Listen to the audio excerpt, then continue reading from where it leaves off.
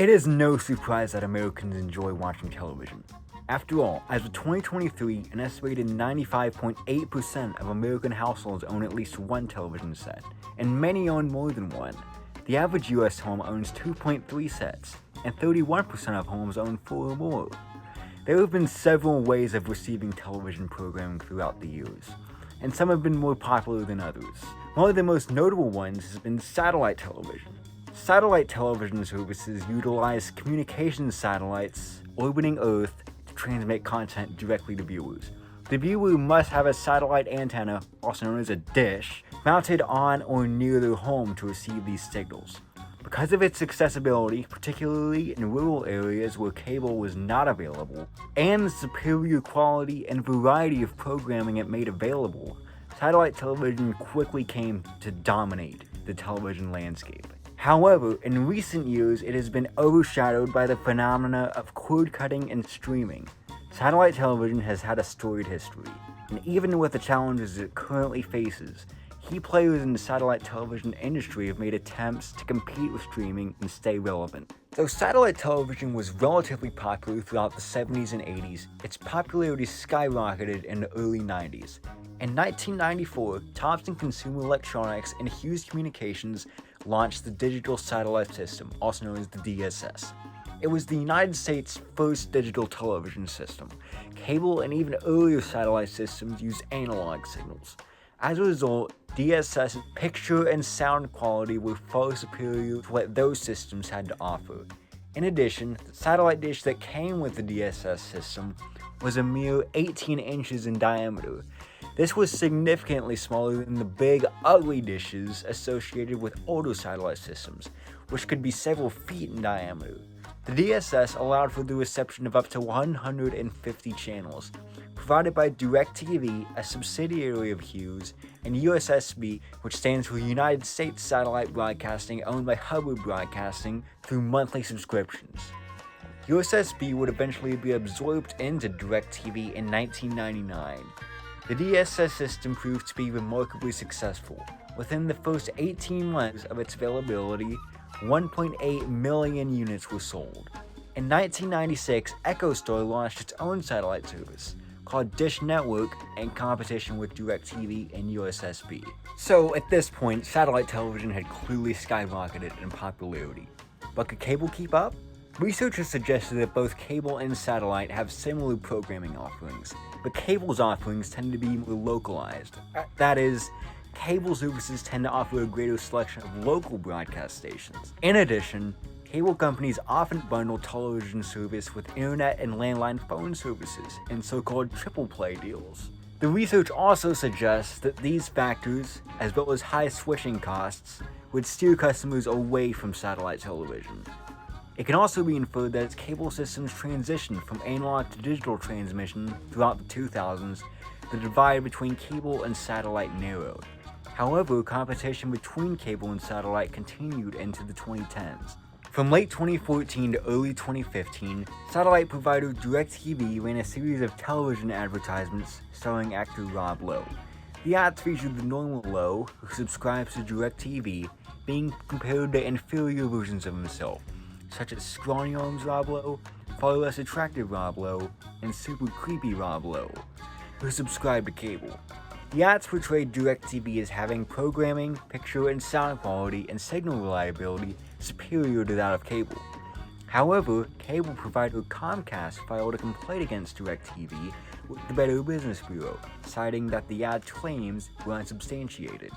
Following an investigation by the BBB's National Advertising Division, the BBB sided with Comcast and recommended that DirecTV pull the ads from circulation.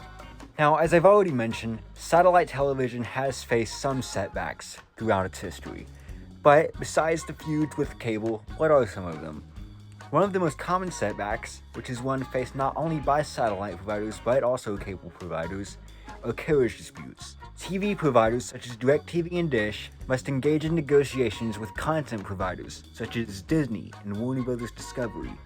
Sometimes they disagree on matters such as how much the TV provider must pay to carry the content, or even the nature of the content itself, and the negotiations break down.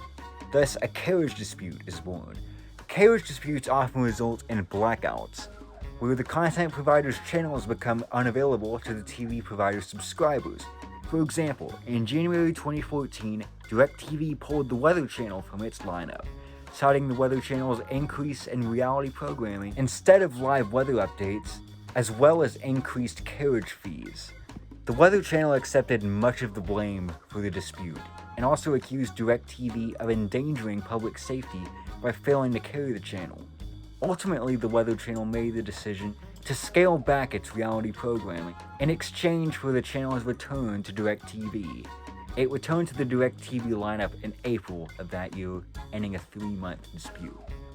In some cases, the actions of satellite providers have resulted in legal trouble. For example, in 2012, Dish Network launched its Hopper DVR, which included the Primetime Anytime feature that automatically recorded the previous 8 days of primetime programming from the major broadcast networks, ABC, NBC, CBS, and Fox. Viewers could use the AutoHop feature to automatically skip through commercials during these pre-recorded programs, but not during live broadcasts. However, NBC, CBS, and Fox all filed lawsuits against Dish, claiming that the commercial skipping feature illegally modified existing content and was in violation of copyright law. ABC also spoke out against AutoHop, though it did not take legal action. Ultimately, Dish agreed to disable commercial skipping for CBS and ABC programming in 2014, and reached settlements with NBC and Fox in 2016. There have also been some notable mergers and acquisitions within the satellite television industry. For example, in 2015, telecommunications giant AT&T acquired DirecTV in a transaction valued at $49 billion. Later, in 2021, AT&T sold a 30% stake in DirecTV to private equity firm TPG for $7.8 billion. And in 2024, AT&T announced its plans to sell its remaining stake in DirecTV to TPG for $7.6 billion. The deal closed in July of this year. DirecTV has also attempted to merge with Dish Network twice. The first attempt, made in 2002, was blocked by the FCC and the Department of Justice, who claimed that a merger would harm competition. More recently, in September of last year, DirecTV reached a deal to acquire Dish for $1. DirecTV would also assume roughly $9.8 billion of Dish's debt. However, the deal was called off that November following objections from Dish's creditors. Through the 2010s, as subscription prices rose, cord cutting took hold. In cord cutting, consumers move away from satellite and cable services, instead relying on internet-based streaming services, such as Netflix and Hulu. As a result, subscriber numbers for both Dish and DirecTV dropped significantly. For example, at its peak, DirecTV had around 25 million subscribers, which was more than any other TV provider. By 2023, that number had fallen to roughly 11.3 million. Dish Network's subscriber base peaked in 2013 with more than 14 million subscribers. That number dropped to 9.75 million by the end of 2022, its lowest subscriber number to date. As of 2022, Netflix is the #1 TV service in the United States, with 75 million subscribers. DirecTV and Dish came in at 9th and 10th place respectively. However, both DirecTV and Dish began to offer streaming services of their own in an effort to stay competitive.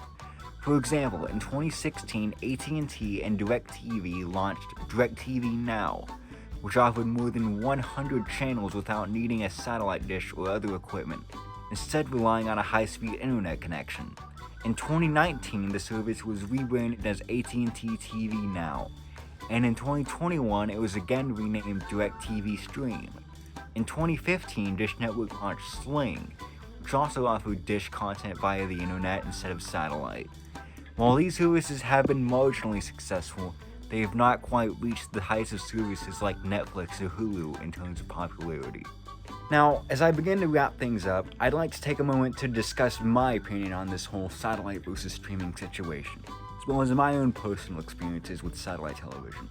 Now, first of all, as great as satellite television may be, as technology progresses, the consumers will inevitably see it as obsolete and instead move toward that new technology. And as subscriber numbers for both Dish and DirecTV fall, and numbers for Netflix and other such services rise, it's not a matter of if, but rather when satellite TV will disappear. Now personally, I'll miss it. Growing up in a rural area, we always had DirecTV, so we did not have access to cable. In fact, even on this channel, a lot of my older videos were related to DirecTV. In fact, my channel used to be called DirecTV Boy instead of TWC Guy. I remember the disagreements I would have with my sister whenever I deleted the shows she recorded to make room for mine. Funnily enough, because of the tree cover, we can only watch TV during the fall and winter. When the leaves came in, it would block the satellite signal. And we had DirecTV until 2018 when we began using Netflix and other streaming services instead. But whenever we visited our grandparents in New York, I would be able to get a taste of that nostalgia because they still had DirecTV. But that ended last year, however, when they canceled their service. Now, like I said, I will miss DirecTV, but as life goes on, so does time, and as time goes on, so does technology. But at least we have year-round service. So in conclusion, satellite television has had a storied history, and once dominated the television landscape. But in recent years, it has been overshadowed by cord cutting and streaming. And as streaming grows in popularity and satellite television declines, it will inevitably disappear. But what do you guys think? Do you miss satellite TV? Do you still have it? Did you ever have it? Did you have cable instead? Did you have an antenna? What do you guys think is the best way of receiving television entertainment?